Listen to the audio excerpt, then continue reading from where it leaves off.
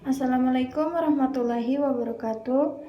Sebelumnya, saya berterima kasih kepada kakak-kakak dan teman-teman yang telah menonton video ini. Video ini saya buat untuk memenuhi tugas ujian akhir semester dengan dosen pengampu Bapak Dr. Chandra Juga SPD MPD.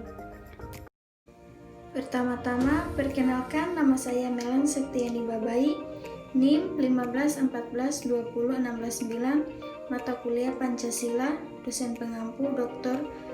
Chandra Juga SPD MPD, Pendidikan Guru Sekolah Dasar, Fakultas Ilmu Pendidikan Universitas Negeri Gorontalo.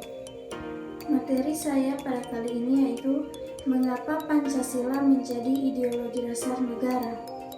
Pancasila sebagai dasar negara dan ideologi bangsa Indonesia mempunyai nilai-nilai yang wajib diterapkan dalam kehidupan sehari-hari. Kandungan dari sila-sila Pancasila secara garis besar terbagi atas beberapa tingkatan. Yang pertama adalah nilai dasar, instrumental, dan praktis. 1. Norma agama. Norma agama disebut juga norma kepercayaan. Ini ditujukan kepada semua rakyat Indonesia untuk dapat berterima kasih kepada Tuhan Yang Maha Esa.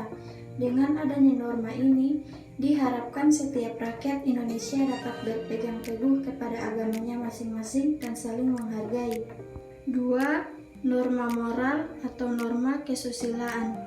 Norma moral adalah norma yang paling dasar dalam mengatur budi pekerti kita atau etika kita. Norma moral ini menentukan bagaimana cara kita dapat menilai lingkungan masyarakat maupun di dalam rumah.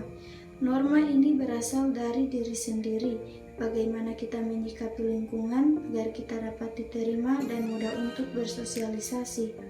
3. Norma kesopanan. Norma ini juga disebut norma sopan santun, tata krama maupun kadang juga disebut norma adat. Norma ini didasarkan kebiasaan rakyat Indonesia dalam berlaku di masyarakat. Pada suatu daerah dengan daerah lain berbeda dasar-dasar norma kesopanannya. Sanksi dari norma ini biasanya berasal dari masyarakat setempat. 4. Norma hukum. Norma hukum berasal dari luar rakyat. Biasanya norma hukum dibuat oleh negara atau pihak setempat yang mendapatkan kekuasaan penuh dalam mengatur dan juga memaksa setiap rakyat. Contohnya adalah negara membuat sebuah peraturan perundang-undangan tentang lalu lintas untuk mengatur rakyatnya agar lalu lintas jadi lebih teratur. Sanksi yang didapat dari norma ini biasanya didapatkan pada persidangan resmi yang dipimpin hakim. Dengan adanya pengaruh dunia luar, rakyat Indonesia sudah mulai merubah dasar dalam kehidupan bersama mereka seperti mulai hidup secara individualisme atau tidak menghargai orang-orang di sekitar, berpakaian seperti orang barat, melakukan kegiatan-kegiatan dan kebiasaan orang luar. Beberapa hal yang perlu diperhatikan dalam era modern yang tidak sesuai dengan kehidupan rakyat Indonesia sehari-harinya. 1. Budaya berpakaian orang luar. Budaya berpakaian orang yang selalu terupdate dengan style luar, bahkan dengan harga yang sangat tinggi juga dapat membuat kehidupan bersama di Indonesia menjadi terganggu.